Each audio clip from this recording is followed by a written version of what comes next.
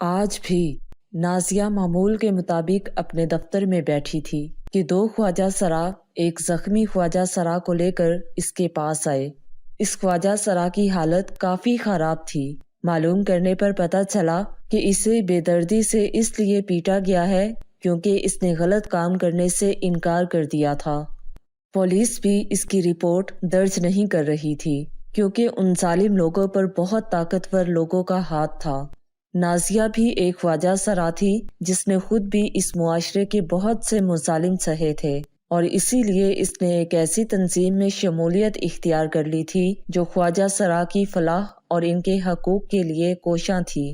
نازیہ کے سامنے آئے دن ایسے واقعات آتے رہتے تھے جس میں اس کے جیسے لوگوں کو ظلم کا نشانہ بنایا جاتا تھا اور یہ لوگ اپنے اوپر ہونے والے ظلم پر صبر کر کے بیٹھ جاتے تھے کیونکہ وہ اپنے حقوق سے لا علم تھے۔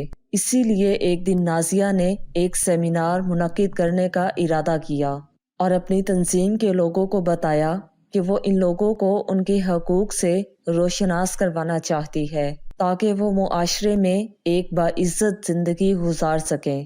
اسی لیے اس نے اس سیمینار میں ایسے لوگوں کی زیادہ سے زیادہ شرکت کے لیے بہت جدوجہد کی اور آخرکار ایک بڑے ہوٹل میں اس نے ایک شاندار سیمینار کا انعقاد کیا جہاں سینکڑوں خواجہ سراؤں نے شرکت کی۔ نازیہ نے ان سب کو خوش آمدید کہا اور ان سب کے سامنے ایک سوال رکھا کہ کیا آپ سب لوگ جانتے ہیں کہ اس ملک میں آپ کو وہ تمام حقوق حاصل ہیں جو ایک پاکستانی کو ہونے چاہیے؟ اکثر لوگوں نے نفی میں سر ہلایا۔ پھر نازیہ نے باری باری ان کے حقوق کی فہرست انہیں بتانا شروع کی جو کچھ اس طرح تھی۔ ہر خواجہ سرا اپنے آپ کو نادرا میں ایک پاکستانی شہری کی حیثیت سے رجسٹر کروا سکتا ہے۔ ہر خواجہ سرا کو جائیداد کا حق حاصل ہے۔ اگر وہ مرد سے مشابہ ہے تو مرد جتنا حصہ، اگر وہ عورت سے مشابہ ہے تو عورت جتنا حصہ، اور اگر مرد اور عورت دونوں سے مشابہ ہے تو ایک اوسط مقدار کے مطابق اسے حصہ دیا جائے گا۔ اگر ایک خواجہ سرا تعلیم حاصل کرنا چاہے تو اسے اس حق سے کوئی دستبردار نہیں کر سکتا۔ وہ جہاں چاہے داخلہ لے سکتا ہے اور ایک اچھی تعلیم حاصل کر سکتا ہے۔